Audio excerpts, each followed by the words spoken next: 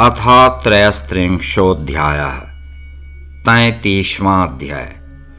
घुष्मेश्वर ज्योतिर्लिंग एवं शिवालय के नामकरण का आख्यान। सूत जी बोले, अपनी छोटी बहन के पुत्र को देखकर बड़ी बहन दुखी हुई और वह उसके पुत्र सुख को सहन न करती हुई उससे विरोध करने लगी।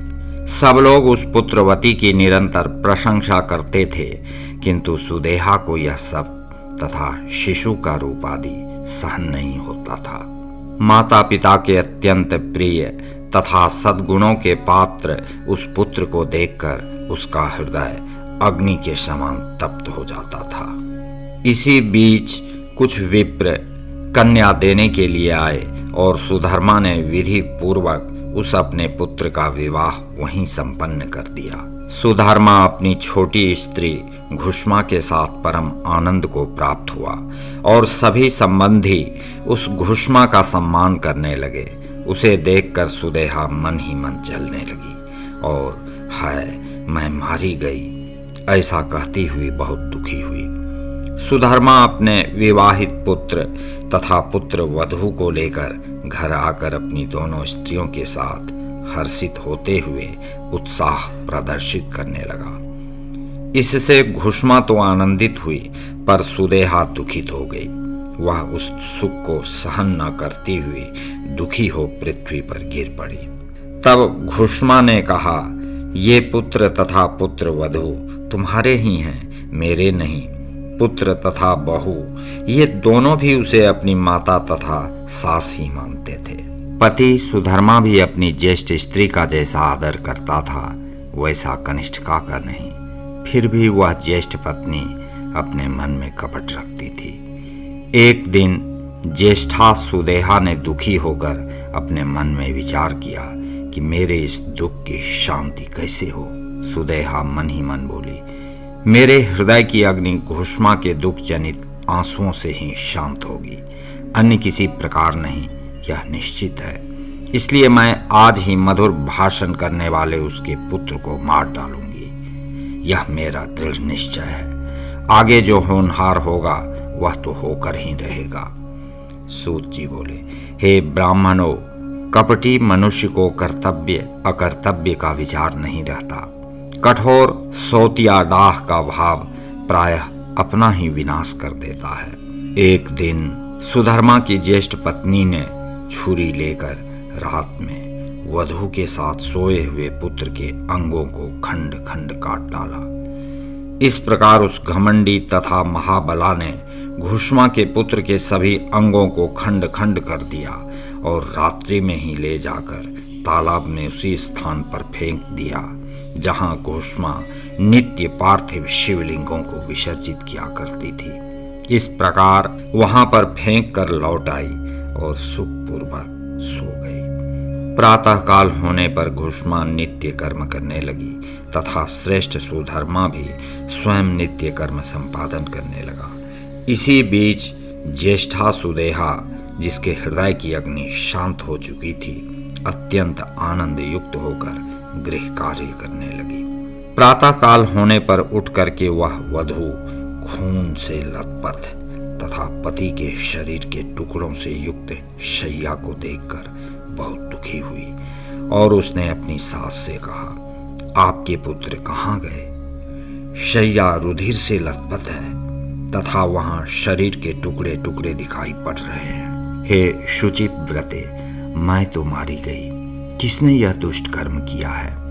ऐसा कहकर उसकी पत्नी अत्यधिक विलाप करने लगी। तब ज्येष्ठा सुदेहा भी बाहर से दुख प्रकट करने लगी और भीतर से प्रसन्न हुई।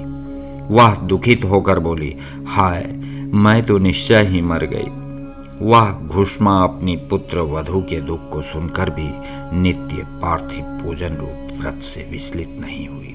उसका मन पुत्र शोक से थोड़ा भी उत्कंठित नहीं हुआ और उसका पति भी जब तक व्रत विधि समाप्त नहीं हुई तब तक वैसा ही रहा। पूजन के बाद मध्याह्न काल में उस भयानक शैया को देखकर भी उस घुष्मा ने कुछ भी दुख नहीं किया। जिन्होंने यह पुत्र दिया है वे ही रक्षा भी करेंगे। वे भक्त वत्सल काल के भी काल और सज्जनों की रक्षा करने वाले कहे गए हैं। यदि हमारी रक्षा करने वाले एकमात्र प्रभु ईश्वर सदा शिव हैं तो चिंता की बात ही क्या है। वे ही माली के समान उन प्राणियों का संयोग कराते हैं और पुनः उन्हें अलग भी कर देते हैं। इस समय मेरे चिंता करने से भी क्या होने वाला है। इस तत्व का विचार कर वह दुखी नहीं हुई और शिव जी का ध्यान कर धैर्य धारण किए रही। स्थिर चित्त होकर पूर्व की भांति पार्थिव शिवलिंगों को लेकर शिव के नामों का उच्चारण करती हुई वह सरोवर के तट पर गई। जब वहां पार्थिव लिंगों को डालकर वह लौटने लगी तब उसने सरोवर के तट पर खड़े अपने पुत्र को देखा। पुत्र बोला, हे माता, आओ, मैं तुमसे मिलूंगा।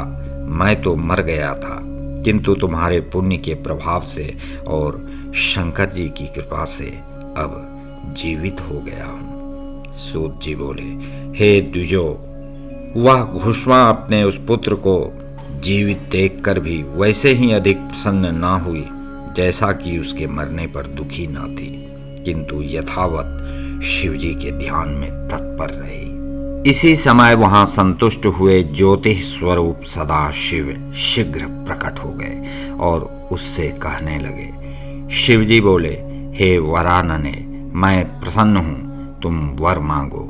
उस दुष्टा ने इसे मारा था, अब मैं अपने त्रिशूल से उसे मारूंगा। सूत जी बोले, तब विनत हुई घुष्मा ने शिवजी को प्रणाम कर यह वर मांगा, हे नाथ, आप मेरी इस बहन सुदेहा की रक्षा कीजिए। शिवजी बोले, उसने तो अपकार किया है, फिर भी तुम उसका उपकार क्यों कर रही हो। दुष्ट कर्म करने वाली सुदेहा तो वध के योग्य है। घुष्मा बोली, हे प्रभु, आपके दर्शन मात्र से पाप नहीं रह जाता है, इसलिए आपका दर्शन करते ही उसके सभी पाप दूर हो गए।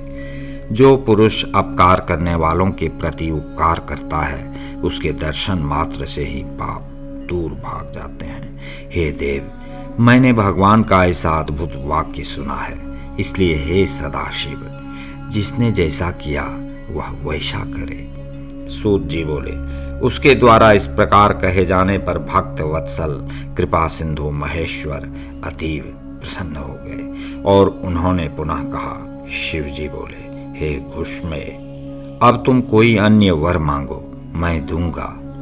मैं तुम्हारी भक्ति से तथा निर्विकार स्वभाव से अत्यंत प्रसन्न हूं, इसलिए तुम्हारा हित करना चाहता हूं। सूत जी बोले, उनका वचन सुनकर उसने कहा, यदि आप मुझे वर देना ही चाहते हैं तो आप संसार की रक्षा के निमित्त मेरे नाम से यहीं पर स्थित हो जाइए।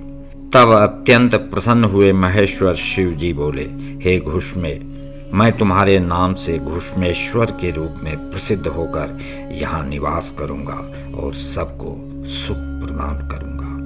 यहाँ पर मेरा घुष्मेश्वर नामक शुभ ज्योतिर्लिंग प्रसिद्ध होगा और यह सरोवर सदा सभी लिंगों का निवास स्थान होगा, इसलिए यह शिवालय नाम से तीनों लोकों में प्रसिद्ध होगा।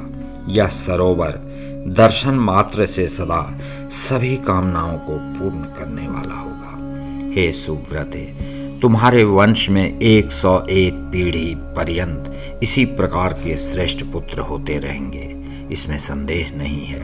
वे सुंदर स्त्री वाले, महाधनी, दीर्घजीवी, मेधावी, विद्वान, उदार तथा भोग मोक्ष के फल को प्राप्त करने वाले होंगे।